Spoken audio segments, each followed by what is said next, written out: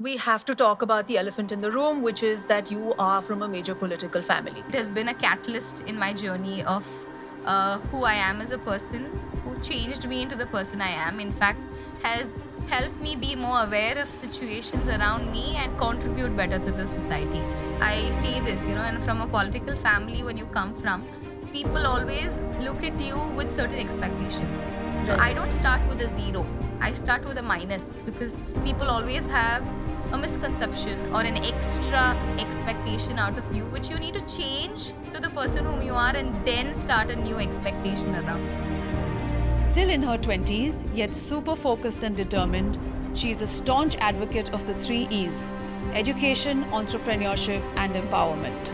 It's inspiring to see how she makes use of every opportunity to build a more new age, holistic, and sustainable education ecosystem where not only students but teachers also can thrive. Join us on this journey as Aishwarya DKS Hegde talks about her impactful formative years that led her on the path to empowering young minds with education and entrepreneurial spirit. Let's also find out what's next for this passionate young educator who's only just getting started.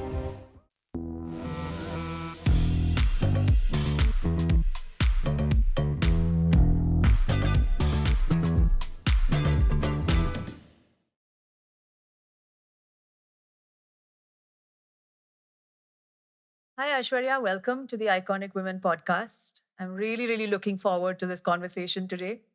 Thank you, Kadambari. It was very inspiring to be a part of one of these iconic women that you've chosen me to be sitting on this seat because I think I love the name itself, iconic, because I feel like not many women are given that stature or that position to be iconic, and that gives a huge symbol of strength to the women community outside. And being a voice of women empowerment for the generation to come and what I believe in, and I think that name itself gives me a lot of power to be sitting on this seat and expressing what I want to without any bias today. So thank you so much for giving me this opportunity. Amazing. Thank you. And I'm so excited to have you here. You have been a passionate educator and you've been working with four schools with thousands of children over several years already. But what was your childhood like and what were your formative years like? Actually, my childhood was like any other normal child in this country. And why I say that is because, like any other home would give so much importance to schooling and education, my parents also felt like education was wealth. And that's a statement that I heard quite often in my house.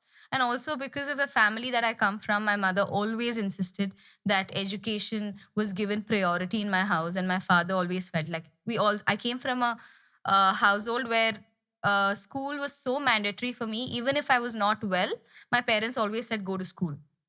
You know, me, my sister, my brother always got certificates of attending full time attendance in school without missing any classes, because even to go on holidays or even to go on family functions, we were checked on our calendars whether it actually works or not and then taken.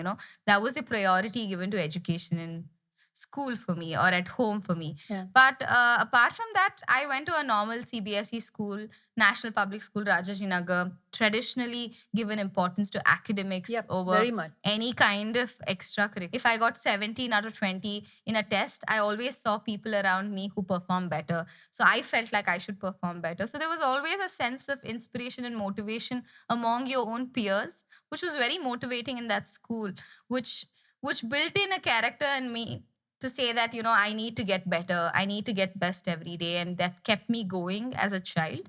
So Right. that was a huge part of my childhood. Education was a chance and an opportunity given to me, and I've just made use of that opportunity to who I am as a person sitting in front of you today and actually expressing my journey. So education really seems to be at the core of who you are, and sort of your formative years were so much about that as well.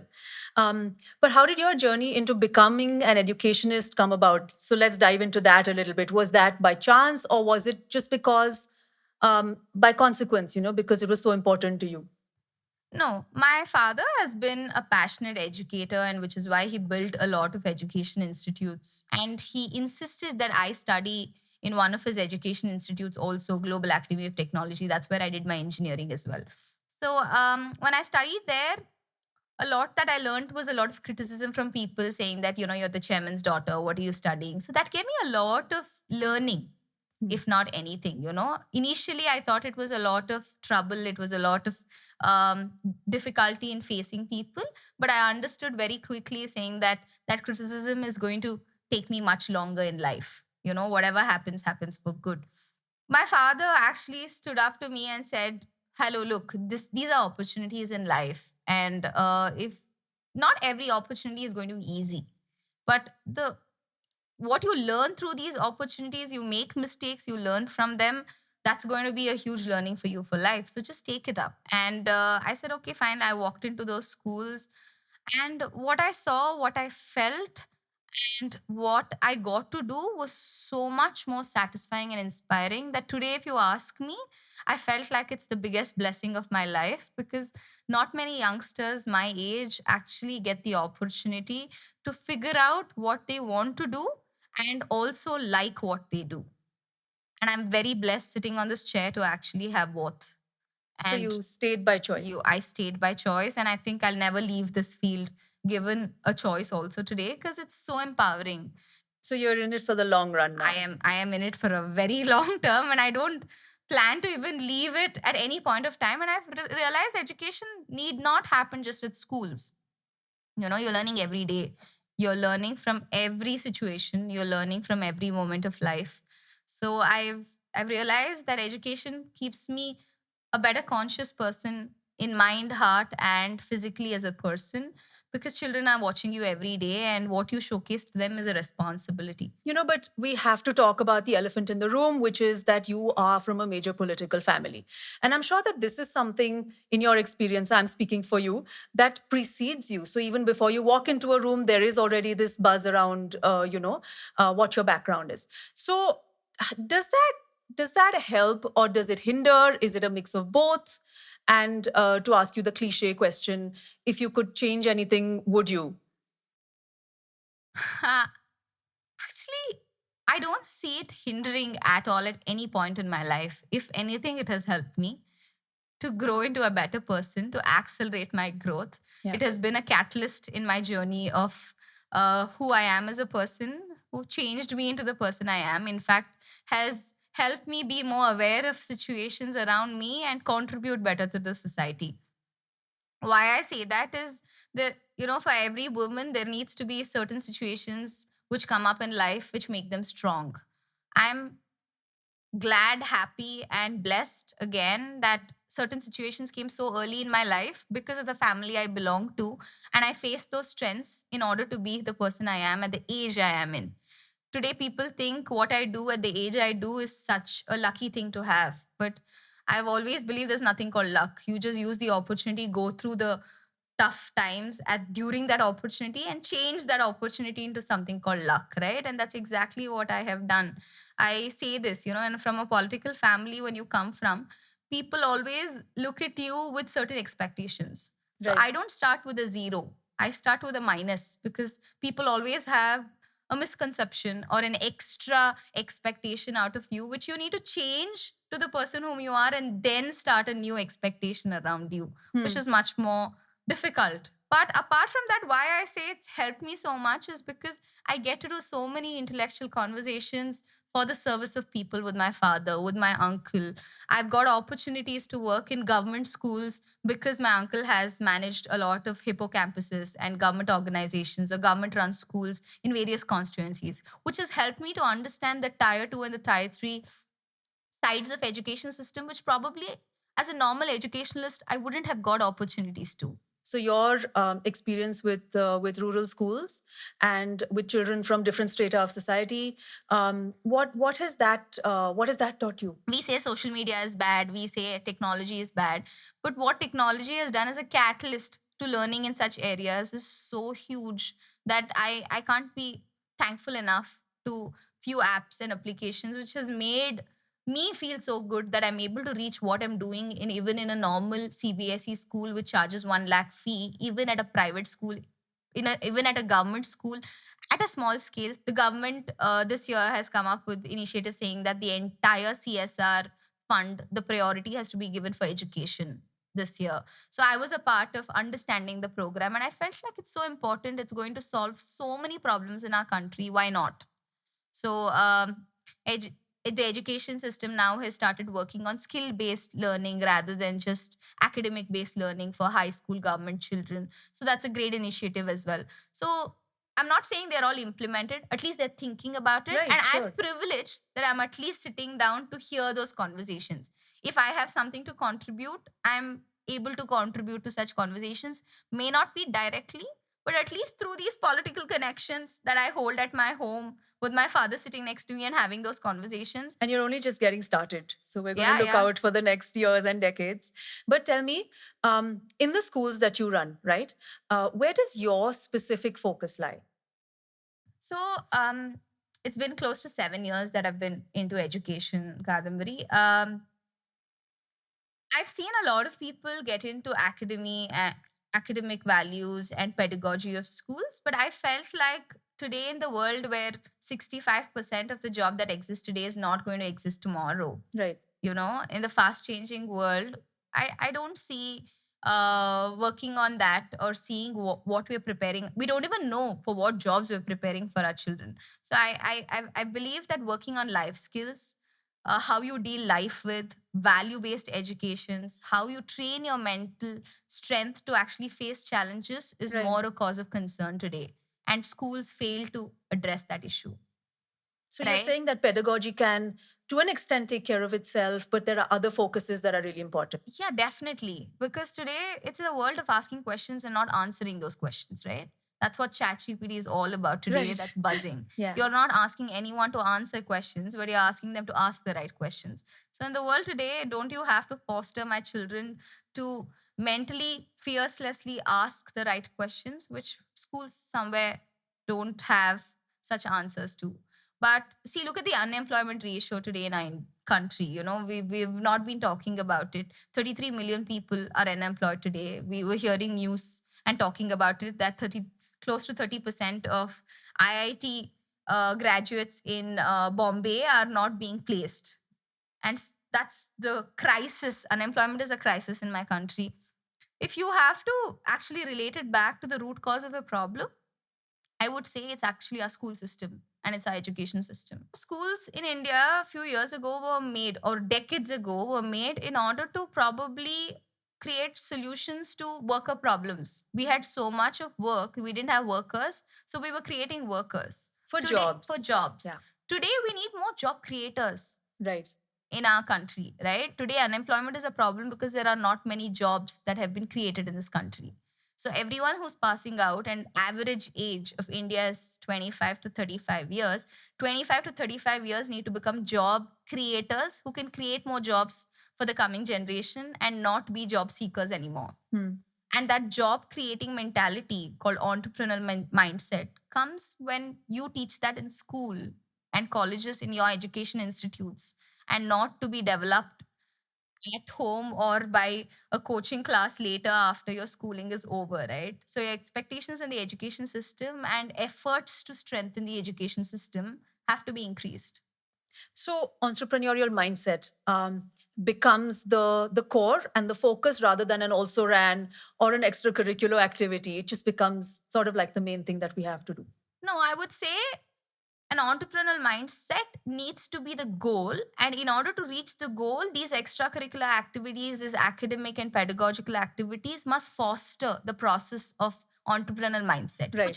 which can happen. Right. So everything kind of moves towards that. Yeah, everything kind of moves towards that. Instead of saying that, one activity is given and all of you have to finish that activity and submit it, a problem is given and each of you can have different solutions to the problem, should be the way of approaching Right. an assignment in class. It's possible. There's nothing except instructional and directional differences. A teacher has to play a different role in a classroom, right? Instead of giving instruction to the child and say, this is how I want your assignment to be over, give direction and say, this is the problem. You come out with solutions. We'll help you how to change things if it doesn't work out as the solution. So allow the child to think for its own, for his or her own good, understand the situation around and come back. When you start doing that for an assignment in a classroom, he'll do that for the problem in his life. Like I often hear people saying, oh, I didn't learn anything in my school. Everything that I've learned is after school. Through experience, through life. Yeah, I'm sorry. It feels sad. Hmm. Probably I've also said it in a passing comment few years ago sometimes, but when I reflect back on it, I don't want a child passing out of my organization say that. Yeah. How am I going to do that is the question in front of me, and I'm trying to solve that every day. It's a great goal. It's an ambitious goal. It's a lofty goal by all means. It's a necessary goal. It's a necessary goal as well. But that just gets me thinking, because I, being a designer and coming from a design background, I now try to kind of give back and mentor design students whenever I can, right? But the conundrum here is that in order to be able to do this, teachers themselves need to be inspired, and teachers themselves need to be, sort of up with tech, with the way things are changing, and with this entire mindset that we want to move towards. So what do we do to kind of inspire our teachers and to help them to unlearn and relearn or whatever these processes are? Before we inspire or put a lot on the teacher's plate, I feel like we need to understand that in any environment, giving a safe environment for people to perform is very important. We do the same with children, right? Today we're trying to create a holistic environment in classrooms or in schools, and so that students without fear are able to express what they want and perform better. The same environment needs to be given to teachers as well. I spoke to you about ChatGPT today. Today AI is the buzzing word, artificial intelligence, right? We also learned about artificial intelligence this about a year ago. Tell me, did I know about artificial intelligence a year ago? Or did you know about artificial It's intelligence? very recent. It's so new, right? Even at COVID, we were still not talking about it. So with all that pressure that we have, when artificial intelligence has just come into existence, we're talking about teaching that to a child, and a teacher teaching that to a child. Where is the time for the teacher to learn about it? Is it too much to expect? It's too much to expect. And it's too much to expect without giving them the freedom of choice to have errors. Yeah. Right? There's so much of fear in this teacher community today saying that if I say something wrong, the management is going to do this to me. If I do something like this, the parent is going to write about me to the management or anything like that. The teachers are working in such a fearful, stressful, and such a compressed situation that they are not able to perform. And it happens so similarly even at a job. When you're working through so much stress, your employee is not able to perform. Right. That's the same situation with my teachers right now. So you really need to calm them down. You really need to tell them that there is space for error, there is space for failure. Failure is only the first step to learning. It's okay for you, if it's okay to tell the children saying that I don't know this, I'll come back to you about it. And it's okay for the teacher to not know it all. Yeah. Right. They are not knowledge transformers anymore, where they're transferring a set of knowledge they knew to the outside world, because the world is transforming so fast today that my teachers are only facilitators of knowledge. They only direct the child whether acquiring the knowledge from a certain platform is right or wrong, or acquiring that knowledge at a certain age group is right or wrong. That's their job. Right. Or validating the correct knowledge that is going to the child is right or wrong. Their job is not to know it all.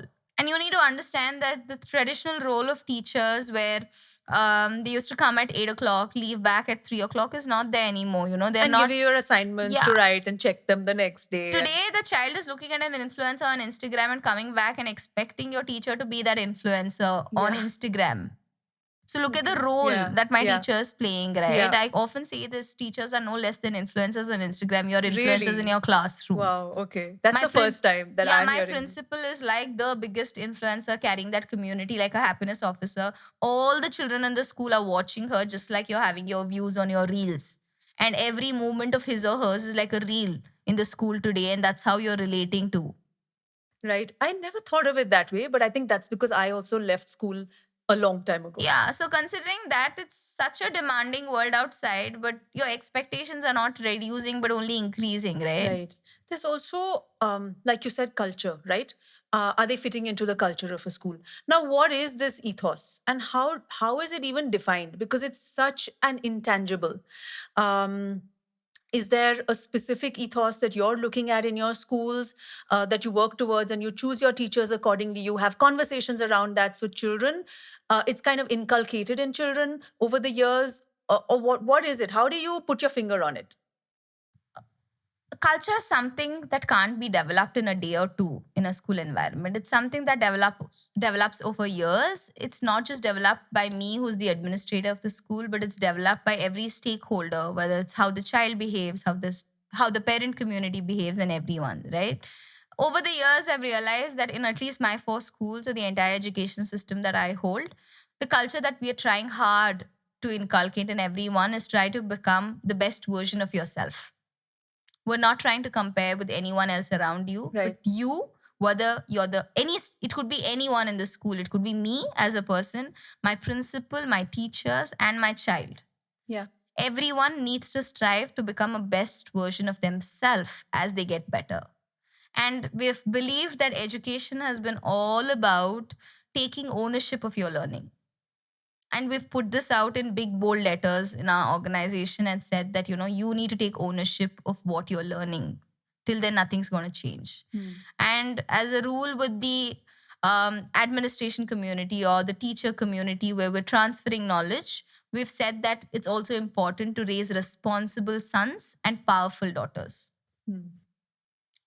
which is always not the case in schools. Also, we try to raise strong boys and good girls. So you're doing a little bit of a reversal. Yeah, it's not a reversal, it's a more conscious removal of bias that exists in our society, that girls can't be powerful and boys need to be more responsible. Absolutely. So it's a little more effort that we're trying to, and by saying this again and again, we're trying to foster that manifestation that can happen around in the system by elders saying it, the students follow it, the seniors say it, the juniors take it up. Yeah. And that's how we're trying to take the route forward. So with just these two things, that you are trying to become the best version of yourself and you're taking ownership of what you're learning, I think that itself defines so much culture into the system. And we want our teachers to be courageous to make decisions, to be compassionate to their children, and to be consistent in what they provide. Because if you don't have consistency in a system like education, we'll all fall down and crumble down. What you do today has to be repeatedly done for 365 days or for 210 days that we run a school system with. So what are the gaps in our system that maybe make it slower or more difficult to kind of do all of these things that we need to achieve? In this fast paced world, teachers have not been given opportunity to be learners. A B.Ed program that a teacher does is not enough to understand the education progress in our country, right? The buzzword for us has been edtech, right? And everyone's talking about education and a combination of technology.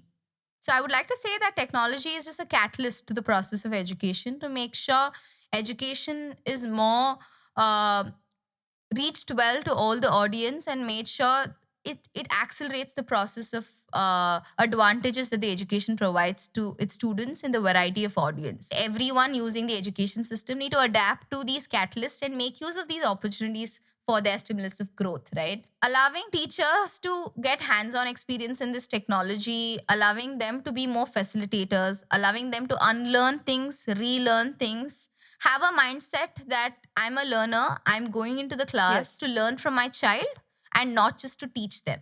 Right. So education and teaching is a very bi-directional journey. There's nothing unidirectional. There's nothing that I go, you listen. Very nice. I'm listening, you're listening. I am taking something out of a class, you're also taking something out of the class. So it's very mutual. So I would like to reframe teachers also to learners. They're probably learned facilitators. My children are more learners in the system. That's all the difference is. So if that mindset can be brought into teachers through various teacher training programs and stuff, I think it's a huge difference. And that's my way forward also for me in the education journey. I've just started a teacher training program as well, with various educationalists on board, where we're trying to inspire and equip teachers with various tools, especially mindset related tools in order to become aspiring principals, aspiring leaders. And that's where I coined up a term called I learn as I lead, because I felt like you always need to keep learning if you want to lead someone. And you also have to lose that fear of being wrong as a Yeah. teacher, right? In front of children. I'm sure that's difficult. I mean, if you lose the fear, only you'll be able to tell them that you can attempt it without many attempts, right? Like, I'll tell you a scenario, Kadambari. I was at DIDAC, which is one of India's largest educational expos last year. And I was in a roundtable discussion. And when the discussion came back, when I came up and I pointed out saying failures need to be normalized in schooling, everyone there looked at me like I was some new girl who's this young girl who's talking about failure, because failure is not such an accepted term in the education system. Right. And yet it's there. We have to face it, Yeah, right? and my teachers are fearing so much to use the word failure in front of child, and you've termed it as a negative word. It's not going to give you positive vibes. How will you get over it? Right? Failure is just that one experiment that didn't do well. You need to reflect on those experiments and say, how can I add more ingredient, remove certain ingredients, whether it's on yourself, whether it's on the situation, whether it's on certain things, right? And relook at it and retry it. Tell me a business story that has a success story without having a failure story behind it. The most motivated story is someone who's telling, I failed so many times and here I am. Exactly. Right? Yes. That's motivation today. Yes. So, but why are you not emphasizing them to try then? Like, these are my problems and questions in my head most of the time, which I'm trying to solve through my entrepreneurial journey. And we'll talk about that as well in a minute. But I want to first talk to you about mental health, because mental health challenges now are coming to the surface more than before. Maybe they're so commonplace. How do you guys cope with this? I'm so glad you brought it up, Kadambari. It's such a close topic to my heart, because you hear so many actors talking about it. You hear so many cricketers talking about it. You hear everyone around you talking about it. But still, the presence and the awareness and the existence of this is ignored by our society, which is so sad, I feel, because it is genuinely a problem today. Why am I saying is, when elders realize this, probably it's a different story. But what I would like to tell on the table today is 1 out of every 4 children undergo mental health problems. And today we're talking about young India.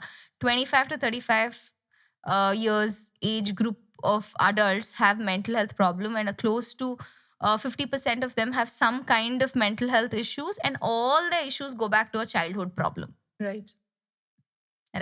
So addressing your childhood issues, your childhood situations which are really causing you trouble in your childhood, and finishing that childhood story there is so important. I read this beautiful quote somewhere, and it's stuck in my mind from that day, saying anger is sadness that had nowhere to go but came out as anger in somewhere to some other person, right? So today all our anger, whether it's at a workplace, is whether it's somewhere else, is because we were sad because something didn't go right in our life at some point of time.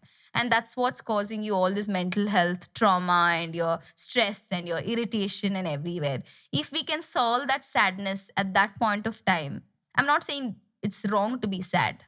I'm saying it's right to discuss that sadness either with yourself or with your someone else or with your mentor or with your friend, and close it then and there, so that that sadness doesn't become an anger and a moment of frustration that's going to become a bigger problem in your life tomorrow.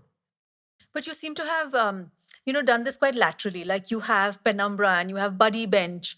What are these about? Isn't it about dealing with this? It is. So considering that a lot of parents and the society around haven't been so adaptive and so receptive about the fact that mental health do exist and mental health is such a great importance, we've realized that tackling the problem and not addressing it, like for example, you do smoking but you put smoking is injurious to health, right? So like that, we've just tackled the problem outside and said we're not calling it mental health solutions, but we're saying we're giving various modes for the child to express himself. Yeah. You've seen examples where the child has written an essay about the mother with a fight with her just to express out her emotions, right? Yes, You've of seen this course. in movies, you've Yeah. seen this in life. I'm sure you would have seen it in your niece, nephews, kids, a lot of cases. So, like that, Penumbra also is a shadow kit play, portable shadow kit play that we've come up with, which is a product in education where we're trying to mix art form and mental, not, I wouldn't say a mental health solution, but it's an old art form which says shadows are our best friends or our Mhm. first friends whom we're very comfortable with. Okay. And through shadows, children are able to express stories outside to the other world and also be a performer in front of 10 other people, which give them confidence. And this is an actual product or It's an kit. actual product. I will share the product with you where you Sure, can we like can have a link look. it. It's interesting, you know. I've had cases where a child recently showed me in Penumbra where it's a story where the child is sleeping. He shows a moon and the child is sleeping, and a Avenger comes, takes the child away and goes. Oh.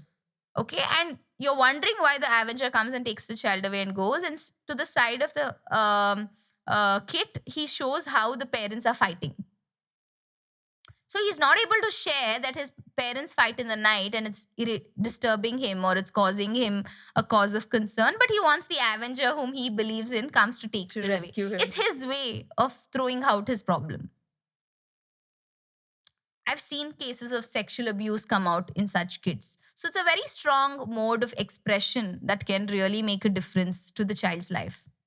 So I visited Green School Bali and learned a lot from there and realized how Green School and community learning is such an important part of education. And I try to do this once a year and where I go to different places of learning. It could be in India, outside India, various other schools Right. where children across the world learn in the same way. They are the same. It's just that there are different forms of learning methodologies that the schools and the curriculum and the nations adopt in order to teach them.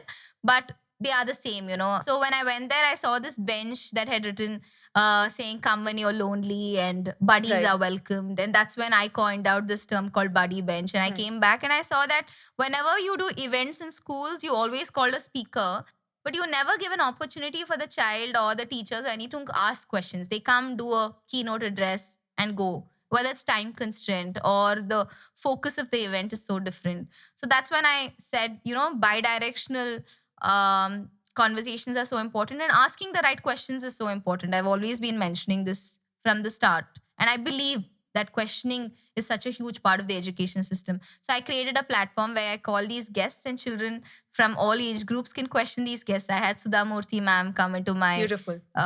place. I had a buddy bench conversation for teachers where they could ask questions on how they have doubts. So I feel they are also learners, right? So we have more episodes to come. So that's when the buddy bench conversation coined out. And I felt like it's so important in this age to call someone and say, I want to have a conversation with you. We hesitate. I want to remove that hesitation from my child and say, it's okay to go to your parent, go to your friend, go to your teacher and say, look, I have a problem.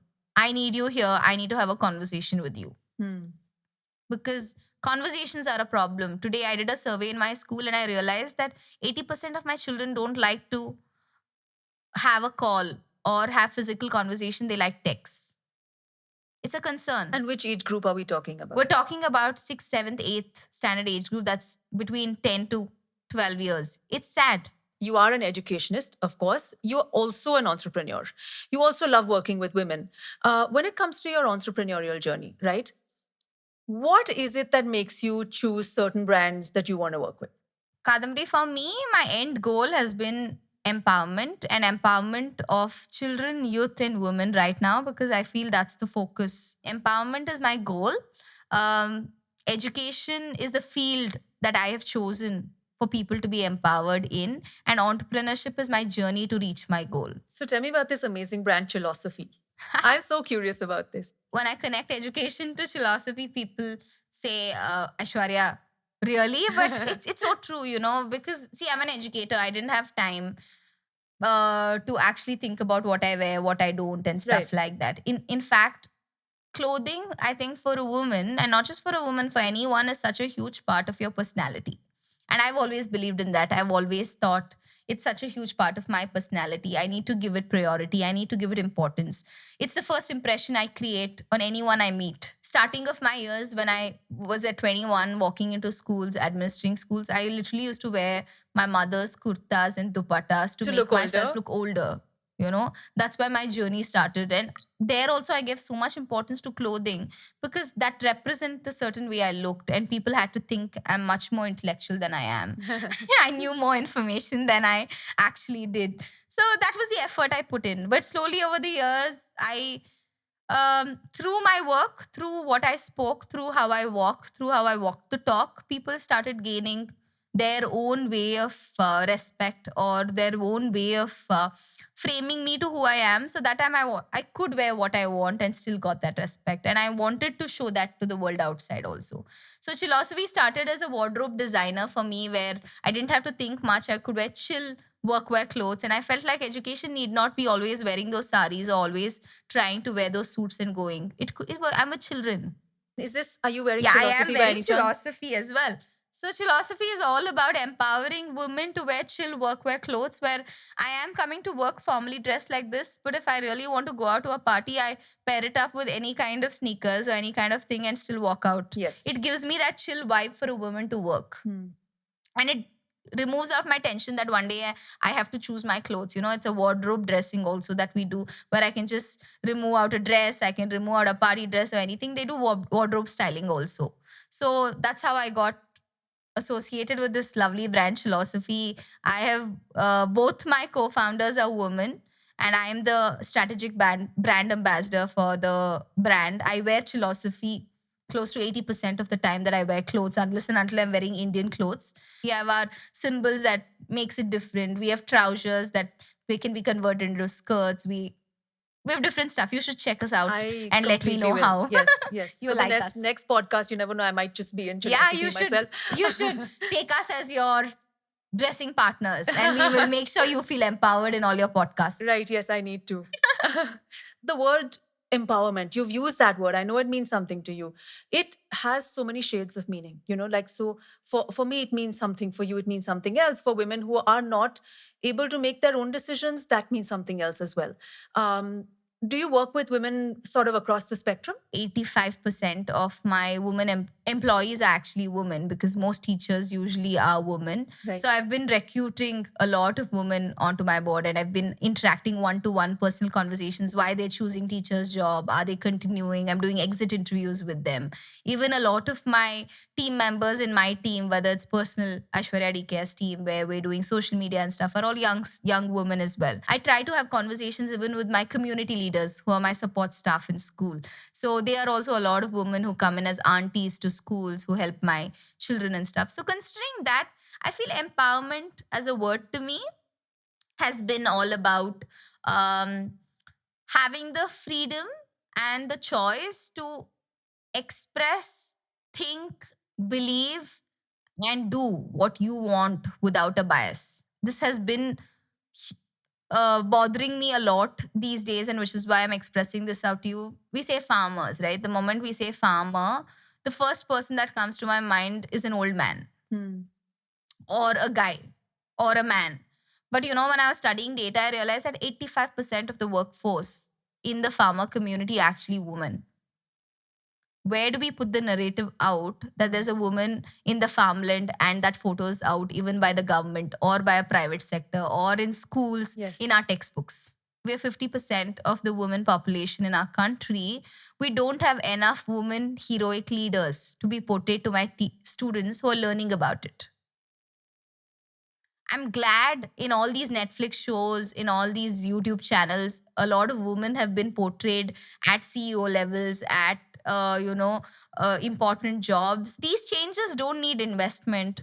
They don't need money. They don't need time. They don't need a lot of effort. They just need few decisions to be made, and right decisions to be made by the right people. And very consciously to put it out there, right? Like that image of the farmer, like you mentioned.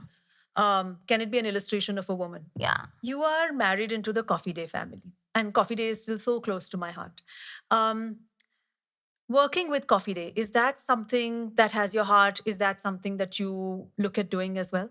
So each one contributes in our own way in Coffee Day. And I think my mother in law has been a huge strength of inspiration for me in the process, because I see her doing so much more than what she could have chosen to do. So that inspires me. This there is a certain things in your limit, this things that you push yourself and still do. And she has been that epitome of inspiration for me Absolutely. from 3 years that I've been married also. But apart from that, I mean, I also love the fact that there is a culture in that family that made me sit down one day and said, look, I know you're a part of our family, but you need to play to your strengths. What is your strength? That's what you play to. And that's when Amber Valley was handed over to me. And the trust that they hold on their employees is great. Like, I'm treated as an employee once it comes to office, and that's how they work. And the trust that they have given me to run the school, and the freedom and the responsibility and the power gives me so much more strength, and makes me feel so much more empowered to do those changes in that school. And which is why I did so many things, whether it could be the VGS memorial quiz that I started in the memory of my father-in-law. I mean, it was started by the best entrepreneur South India or Bangalore could have ever seen. And Yeah. I'm trying to bring in the best entrepreneurial mindset in that school. And we were the first school in the country to sign an MOU with the Harvard agency to have an entrepreneurial class for 10th and 12th standard students. We're the only school in the country to have that. So these are it was that push and the opportunity they gave me that I'm able to do so much as well. But apart from that, I think it's also such an interesting factor that I get to understand how one of India's biggest consumer brand works in the country. What education sector lacks is probably a little bit of system strategies, corporatization. Hmm. Those are the things that I'm learning from this consumer brand and trying to adapt that in my education system. So I don't see where else I would have got such insights. So I believe in making use of those advantages. So I've being the consumer brand it's like a case study for me. I was a part of this family when they were going through rough times. I've seen them stabilize. I've seen them grow now slowly. When we are speaking, right, Aishwarya, I feel like there is so much about legacy and inheritance that we might not be calling out, but it's there, and I feel that you're so aware of it. What is the inheritance that you've taken, and what's the legacy that you feel you might want to leave behind? Inheritance that I've taken is probably a lot of courage. Whether it's courage from my parents or courage from my in-laws, to stand up, to take ownership of what the situation exists today, and to say that I'm going to stand by it, I'm going to take ownership of it, and I'm here to do my best in it. Itself has been my biggest learning curve in my life and my journey so far, because I've seen that repeatedly being demonstrated and performed by my parents as well as my in-laws. Right.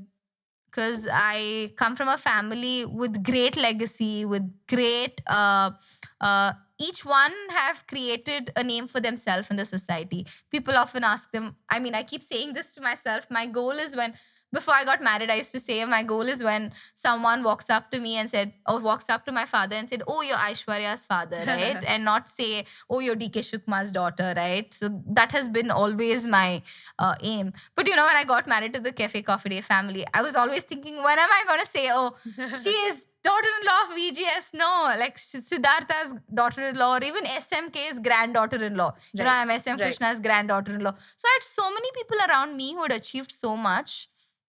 I could either feel small or I could either feel inspired. I chose to feel inspired. When I was young, someone told me, and when I got into this education field, I was like, oh shit, I don't have so much experience. What am I going to do in this field? Had been such a huge question in my head. And someone told me it's not about experiencing the same thing 10 times and saying I'm 10 years of experience. It's yeah. about experiencing every day. And from the day I heard that, I've been experiencing every day so differently that I don't even quote the number of years of experience I hold most of the time, because I Yeah. feel it's too small. I have such a huge journey forward in front of me, and I'm always thinking about what I can do in that journey. Can I ask who it was that told you this?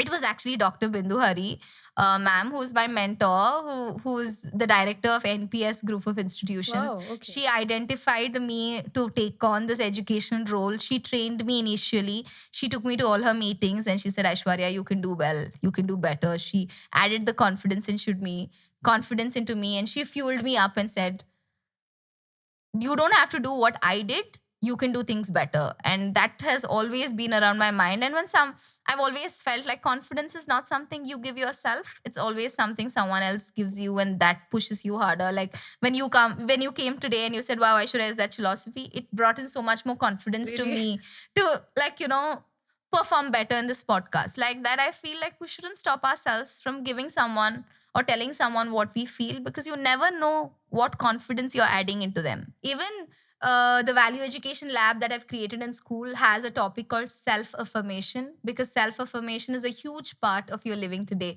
You don't have to always wait for someone else. I did say that confidence from someone else means a lot, but you cannot always work Right. or wait for someone else to do it, right? So which is why we have these walls with mirrors that say, I believe in myself, I love myself, I love the way I look. Helps children to affirm themselves in the social media world, where you're constantly validated, you're constantly conscious, you're constantly like worrying about how you look. So my family gave me a lot of courage, and that courage is what I hold very close to my heart. And what's the worst that's going to happen? I'll fail. I've done that many times in my life. And what Yeah. my family has also taught me is, when things go right, don't take it to your head. And when things go wrong, don't take it to your heart. My father always says this, Yeah. and it's been a huge inspiration for me. That's the legacy I follow and want to live ahead also for the. You spoke a little bit earlier about a woman who kind of showed you a certain perspective, and that changed everything for you.